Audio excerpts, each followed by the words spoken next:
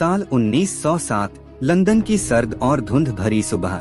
White star line के दफ्तर में दो आदमी एक मेज के सामने खड़े थे। एक थे जे ब्रूस, इसमें कंपनी के मालिक, और दूसरे थे थॉमस एंड्रूज, एक बेहतरीन जहाज डिजाइनर। जे ब्रूस इसमें ने कहा, हम दुनिया को दिखाएंगे कि इंसान क्या कर सकता है, एक ऐसा जहाज जो पूरी दुनिया को हैरान कर दे। थॉमस एंड्रूज ने कागज पर एक रेखा खींची, एक लंबी शानदार आकृति। यह रेखा बाद में दुनिया के सबसे प्रसिद्ध जहाज RMS टाइटैनिक की पहली रूपरेखा बन गई।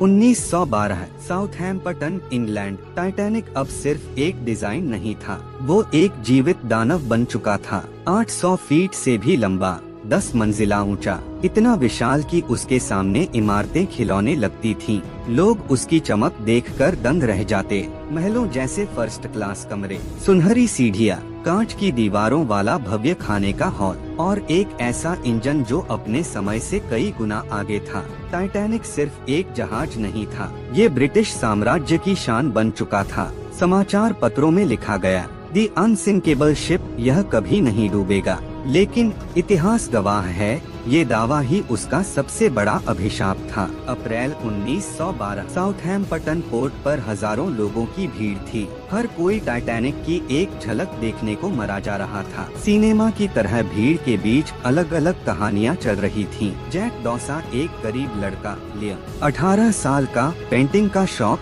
दुनिया देखने का सपना, पॉकेट में बस 2 पाउंड, पर दिल में 1000 सपने। रोज विलियम, एक अमीर परिवार की लड़की, खूबसूरत पर अंदर से टूटी हुई। उसकी शादी एक घमंडी करोड़पति से तय कर दी गई थी।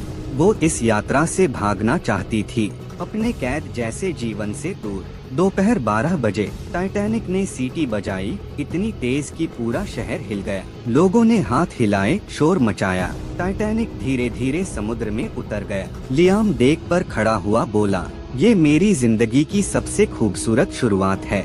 रोज ने दूर आसमान को देखते हुए कहा, काश मेरी जिंदगी भी इस जहाज की तरह आजाद होती। लेकिन कैप्टन स्मिथ, उनका चेहरा धीरे धीरे गंभीर होता जा रहा था, क्योंकि उन्हें खबर मिली थी उत्तर अटलांटिक में बर्फ के पहाड़ तैर रहे हैं। लेकिन कंपनी का दबाव था, समय से पहले न्यूयॉर्क पहुंचना है, क्योंकि इससे टाइटैनिक की शान और बढ़ जाती। वे जानते थे कि तेजी बढ़ाना खतरा है, पर फिर भी आदेश मानना पड़ा, और यही निर्णय इतिहास की सबसे बड़ी त्रासदी बन गया। समुद्र शांत था, आसमान तारों से भरा हुआ। लियाम पेंटिंग कर रहा था कि तभी रोज उसकी तरफ चली आई। तुम यहाँ क्या कर रहे हो? रोज ने पूछा। समुद्र को कैद कर रहा हूँ, लियाम ने हंसते हुए कहा। दोनों के बीच एक खूबसूरत बातचीत शुरू होती है, पर उसी समय जहाज के गार्ड्स पीछे हटकर किसी और पर ध्यान देते हैं। वही रहस्यमय आदमी, वो जहाज के नीचे वाले हिस्से में गया था, जहाँ इंजन चलता है, जहां आम यात्रियों को जाने की इजाजत नहीं थी। एक इंजीनियर ने देखा, उस आदमी ने किसी पाइप के पास झुककर कुछ चेक किया, जैसे उसे जहाज की कोई कमजोरी पता हो। इंजीनियर चिल्लाया, यहाँ नीचे क्या कर रहे हो? वो आदमी पलटा और बिना कुछ बोले अंधेरे में गायब हो गया। इंजीनियर को उस वक्त लगा, ये आदमी कोई साधारण यात्री नहीं है, लेकिन उसने इसे नजरअंदाज कर दिया। उसे क्या पता था कि छोटी सी अनदेखी आगे चलकर कितना बड़ा तूफान ला सकती है। रात 10 बजे टाइटैनिक के एक वायरलेस ऑपरेटर को एक अजीब सा मैसेज मिला, आप खतरनाक इलाके में जा रहे हैं, अपनी गति कम करें, बर्फ के पहाड़ बहुत बड़े हैं। लेकिन कंपनी के नियम अनुसार ऑपरेटर को पैसेंजर संदेश भेजना था, क्योंकि इससे पैसा मिलता था। इसलिए उसने बर्फ की चेतावनी वाला मैसेज साइड में रख दिया और कैप्टन को नहीं भेजा। यह वही चेतावनी थी जो टाइटैनिक की किस्मत बदल सकती थी, लेकिन किस्मत ने इसे रोक लिया। रोज और लियाम अब दोस्त बन चुके थे। उन्होंने जहाज की सबसे ऊंची रेलिंग से समुद्र का नजारा देखा। लियाम बोला, अगर दुनिया एक कैद है तो आज हम उससे बाहर हैं। रोज मुस्कुराई, बहुत दिनों बाद, पर नीचे इंजन रूम में वही रहस्यमय आदमी खड़ा था और उसकी आंखें सीधे समुद्र पर थीं। वो बुदबुदा रहा था, बस कुछ घंटे और, जैसे उसे पता था कि कुछ बहुत बड़ा होने वाला है। रात के 11:39। समंदर शांत है, इतना शांत कि लहरों की आवाज भी खो गई है। आसमान में तारे चमक रहे हैं, जैसे काले मखमल पर मोती बिखरे हों। टाइटैनिक एक सोते हुए दानव की तरह बर्फीले अटलांटिक को चीरते हुए आगे बढ़ रहा था। इंजन की गूंज धीमी पर शक्तिशाली पूरे जहाज में धड़कन की तरह महसूस हो रही थी। जहाज के आगे स्थित क्रोज नेस्ट पर 2 लुकआउट्स फ्रेडरिक फ्लीट और रेजिनाल्ड ली अपनी दूरबीनें लेकर अंधेरे में झांक रहे थे। लेकिन समस्या थी, उनकी दूरबीनें बंद अलमारी में थीं और चाबी लापता थी। वे सिर्फ अपनी आंखों पर भरोसा कर रहे थे। अचानक फ्लीट ने सीने में अजीब सी घबराहट महसूस की। उसे लगा जैसे अंधेरे में कुछ चल रहा है, बढ़ रहा है, कुछ ऐसा जो वहाँ नहीं होना चाहिए। उसकी सांसें तेज होने लगी। उसकी आंखों ने अंधेरे में कुछ विशाल, कुछ सफेद, समुद्र के दिल से उठता हुआ कुछ देखा। उसकी आवाज गले में अटक गई। फिर वह चिल्लाया, अलार्म बजा। यह आवाज पूरे जहाज में बिजली की तरह दौड़ गई। ऑफिसर मूडी ने तुरंत ब्रिज पर सूचना भेजी। फिर आदेश आया, हार्ड टू स्टार बोर्ड, पूरे दाएं मोड़ो। पहिए के पीछे खड़ा क्वार्टर मास्टर गुस्से में तेजी से पहिया घुमाने लगा। इंजन रूम में आदेश दिया गया, इंजन्स फुल रिवर्स। इंजन उल्टी दिशा में पूरी ताकत से चलाओ। अब जहाज मोड़ रहा था, लेकिन बहुत देर हो चुकी थी। समुद्र में एक ठंडी अजीब चुप्पी थी और फिर स्क्राउराओ, एक लंबी खरखराती आवाज लोहे को चीरते हुए गूंज उठी। टाइटैनिक के शरीर पर बर्फ के पहाड़ ने एक लंबा घाव बना दिया। ऊपरी डेक पर खड़े लोग बस हल्का झटका महसूस कर पाए। किसी ने कहा, हम रुक गए क्या? किसी ने हंसकर कहा, शायद रास्ते में भेल टकरा गई। लेकिन नीचे, जहां आम लोग नहीं पहुंच सकते थे, ठंडा पानी लोहे को निगलता हुआ जहाज के पेट में घुस रहा था। चीफ इंजीनियर जोसेफ बेल और उनकी टीम टॉर्च लेकर भरते हुए कंपार्टमेंट्स में दौड़े। उन्होंने देखा फर्श पर पानी, टूटे हुए स्टील प्लेट्स और पाइपों से निकलती भाप। उन्होंने हाथ से दीवार पर मारा और चिल्लाए, हमें तुरंत यह रिपोर्ट ऊपर भेजनी होगी। जब कैप्टन स्मिथ ने पानी बढ़ते देखा, उनकी आंखों में गहरा सदमा था। उन्होंने कहा, ये कितना बुरा है। थॉमस एंड्रयूज ने नक्शे पर बताते हुए कांपती आवाज में कहा, सामने 5 कंपार्टमेंट्स टूट चुके हैं। अगर सिर्फ 4 टूटते तो जहाज बच सकता था। कुछ सेकंड की खामोश मौत जैसी चुप्पी। फिर एंड्रयूज बोले, कैप्टन, टाइटैनिक अब नहीं बचेगा। कैप्टन के हाथ कांप गए। उन्होंने खिड़की से बाहर डेक पर खड़े यात्रियों को देखा। कुछ हंस रहे थे, कुछ गाना गा रहे थे, कुछ फोटो ले रहे थे। उन्हें नहीं पता था, मौत अब जहाज पर चढ़ चुकी है। जहाज के आगे वाले हिस्से में रोज और लियाम खड़े थे। उन्हें पानी की बहुत हल्की छप छप सुनाई दे रही थी। लियाम ने कान पर हाथ रखा और कहा, तुमने सुना? रोज ने सिर हिलाया, जैसे कोई सांस ले रहा हो। लियाम गंभीर हो गया, नहीं रोज, ये समंदर की सांस नहीं है, ये खतरे की आवाज है। डेक पर खड़े एक छोटे बच्चे ने अपनी माँ का हाथ पकड़कर पूछा, माँ, जहाज रो रहा है क्या? माँ मुस्कुराई, नहीं बेटा, हवा है। लेकिन दर्शक जानते हैं, वो हवा नहीं थी, वो इतिहास का पहला रोना था।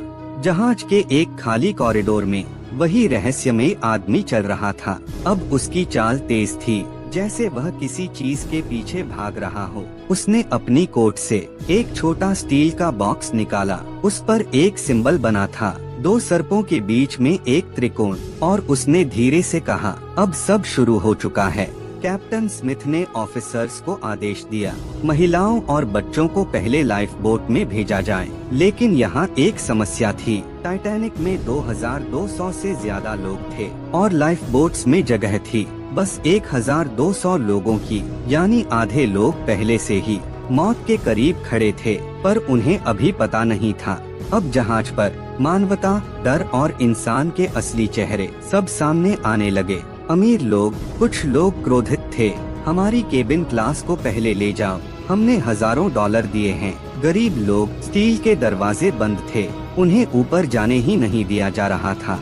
लियाम चिल्लाया, ये कैसा नियम है, लोग मर जाएंगे। गार्ड ने कहा, ये प्रोटोकॉल है, अमीर पहले, गरीब बाद में। लियाम दांत भींचकर बोला, मौत क्लास नहीं देखती, याद रखना। रोज को उसके मंगेतर और परिवार लाइफ बोट की तरफ ले जा रहे थे। उसकी माँ बोली, रोज तुम सुरक्षित रहोगी, ये लोग खुद समझ जाएंगे। रोज ने लियाम को देखा, वो गरीब यात्रियों की भीड़ में फंसा था। उसने दिल में जाना, अगर वह चली गई तो शायद फिर कभी उसे ना देख पाए। कुछ सेकंड का सन्नाटा, फिर रोज चिल्लाई, नो। वो दौड़कर वापस जहाज की तरफ आई। उसका परिवार सदमे में था। उसने लियाम का हाथ पकड़ा और कहा, मैं तुम्हारे साथ रहूंगी, चाहे कुछ भी हो। लियाम मुस्कुराया, शायद पहली और आखिरी बार इतनी सच्ची मुस्कान। इंजन रूम अब पानी से भर रहा था। मजदूर जो अभी कुछ घंटे पहले हंस रहे थे, चाय पी रहे थे, अब ठंडे बर्फ जैसे पानी में अपनी जान बचाने के लिए भाग रहे थे। इंजीनियर एंड्रयूज झटके से रुके। उन्होंने देखा, वही रहस्यमय आदमी बाढ़ के बीच शांत खड़ा है। एंड्रयूज चिल्लाए, तुम यहाँ क्या कर रहे हो? जहाज डूब रहा है। उसने धीरे से सिर उठाया और कहा, जहाज डूबना ही था। एंड्रयूज कांप गए। क्या मतलब? आदमी बोला, इतिहास में कुछ चीजें तय होती हैं, और टाइटैनिक एक संदेश था। उसके चेहरे पर एक अजीब सुकून था।